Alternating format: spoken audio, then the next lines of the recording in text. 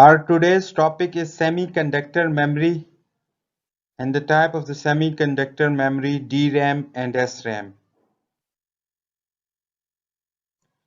My name is Muhammad Faraz, roll number is 037 and my second group member is Hamza Azam, roll number 067. Semiconductor memory.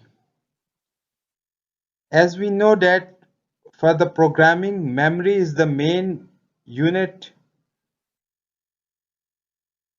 So semiconductor memory, we can say that this memory, semiconductor memory, is used to store the electronic data or digital data. Semiconductor memory is a type of a semiconductor device tasked with the storing data.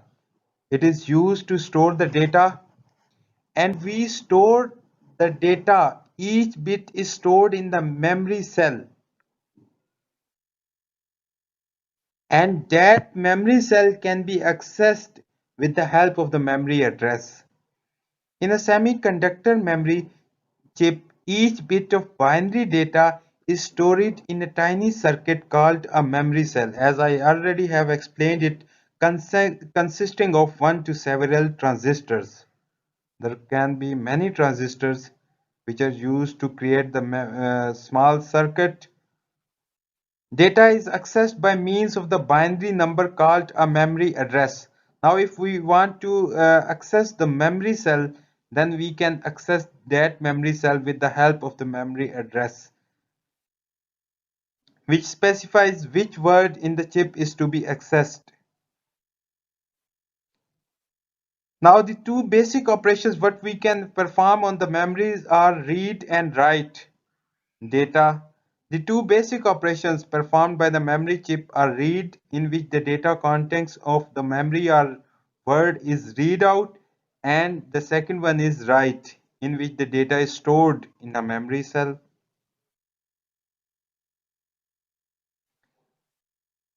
Now let's discuss the semiconductor devices.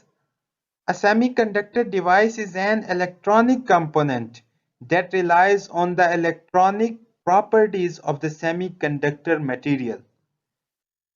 These are the semiconductor devices. Some of the semiconductor devices that are ICs, transistors, diodes. These are the semiconductor devices.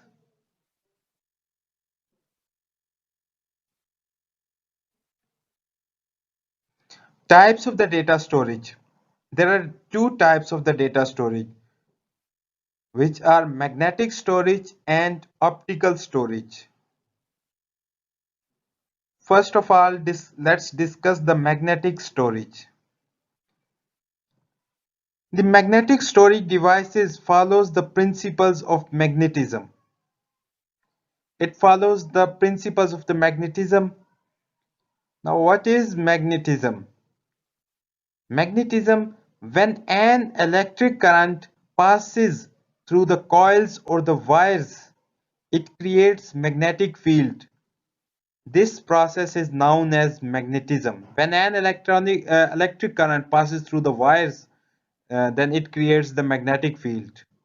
This phenomenon is magnetism. These devices are used to store the data permanently. If we want to store the data permanently, then we use the magnetic storage, which is non-volatile.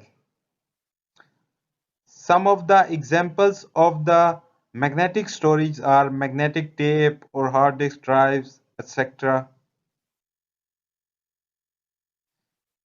Some of the properties of the magnetic storage are: it stores data in magnetic form, as it is obvious from its name that it stores the data in the form of magnetic. It is affected by the magnetic fields, as I already have explained that it follows the magnetism, and as the electric current passes through the wires, then this creates the magnetic fields.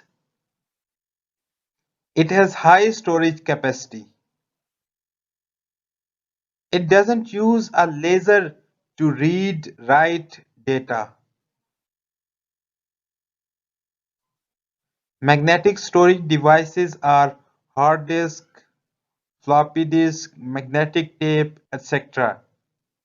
These are some of the magnetic storage devices. Now the second type of data storage is optical storage.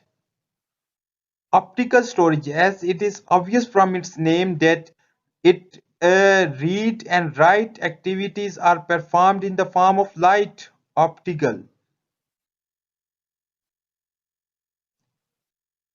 In these storage devices, data is saved in the pattern of dots, which can be read with the laser beams.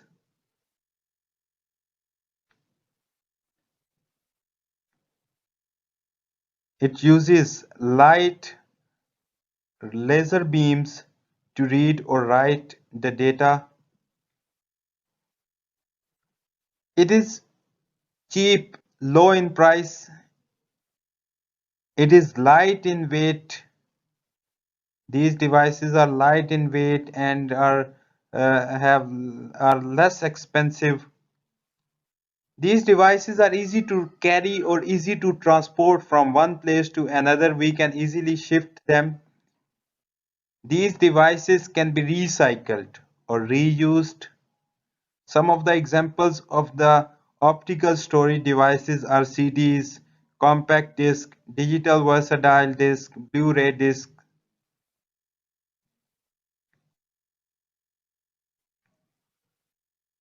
Types of the data storage, which is optical storage, and now let's discuss the some of the properties of the optical storage.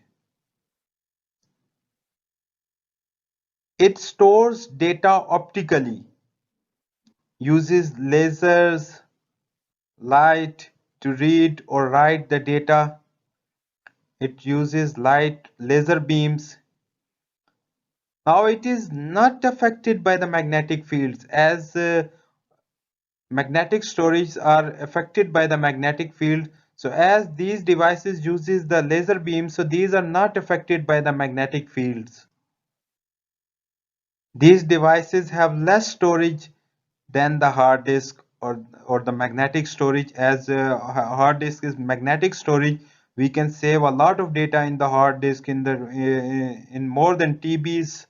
We can store the data, but in form of CDs or DVDs, we can store less data in it. The data accessing is high as compared to the floppy disk. Optical storage has high accessing data compared to the floppy disk. Some of the optical storage devices are CD-ROM, CD writers, and DVDs, etc.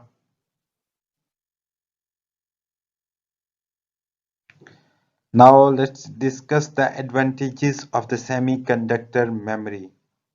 Some of the advantages are given below, that it is smaller in size. Semiconductor memory is easy to carry, it is smaller in size, and long life compared to the vacuum tubes, more reliable as compared to the vacuum tubes, these semiconductor memories.